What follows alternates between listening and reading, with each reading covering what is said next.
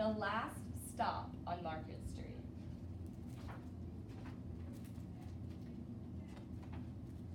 CJ pushed through the church doors, skipped down the steps. The outside air smelled like freedom, but it also smelled like rain, which freckled CJ's shirt and dripped down his nose.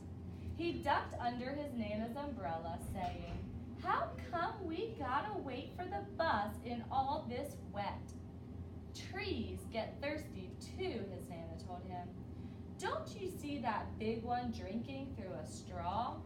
CJ looked for a long time, but never saw a straw. From the bus stop, he watched water pool on flower petals, watched rain patter against the windshield of nearby cars. His friend Colby climbed in, gave CJ a wave, and drove off with his dad. "Nana, how come we don't got a car?" "Boy, what do we need a car for? We got a bus that breathes fire, and old Mr. Dennis who always has tricks for you." Friends, we talked about a vocabulary word that might go along with tricks. Someone like Mr. Old Dennis who does tricks, what do we think we could say? Maybe he knows some, yes, magic. The bus creaked to a stop in front of them. It sighed and sagged, and the doors swung open. "What's that I see?" Mr. Dennis asked. He pulled a coin from behind CJ's ear, placed it in his palm.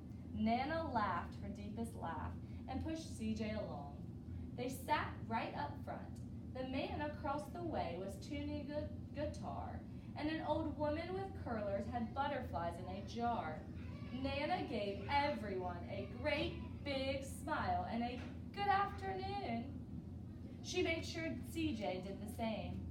The bus lurched forward and stopped. Lurched forward and stopped. Lurched forward and stopped. Nana hummed as she knit. "How come we always gotta go here after church?" CJ said. "Miguel and Colby never have to go anywhere." "I feel sorry for those boys," she told him. "They'll never get a chance to meet Bobo or the sunglass man. And I hear Trixie got herself a brand new hat." CJ stared out the window, feeling sorry for himself. He watched cars zip by on either side. Watched a group of boys hop curbs on bikes. We're going to stop right there for a minute. And what do you think CJ might rather be doing? He said that he really felt sorry for himself.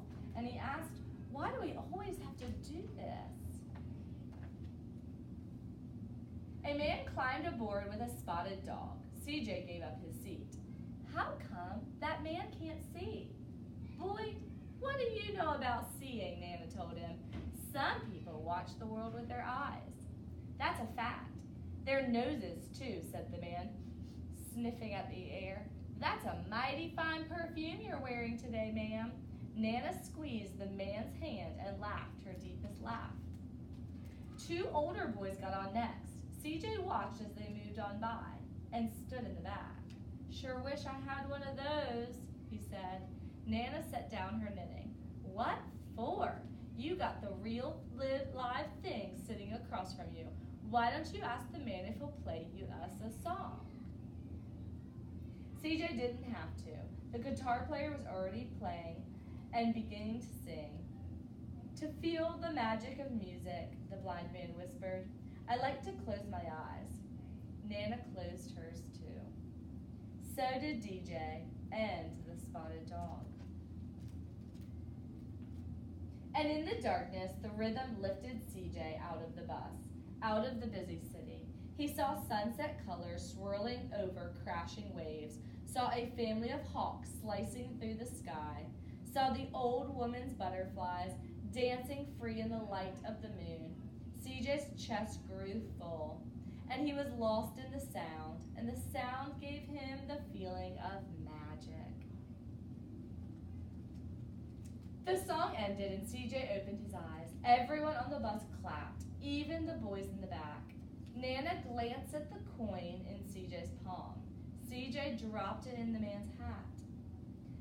"Last stop on Market Street," Mr. Dennis called. CJ looked around as he stepped off the bus.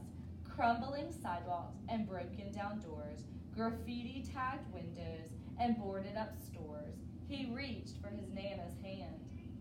How come it's always so dirty over here? She smiled.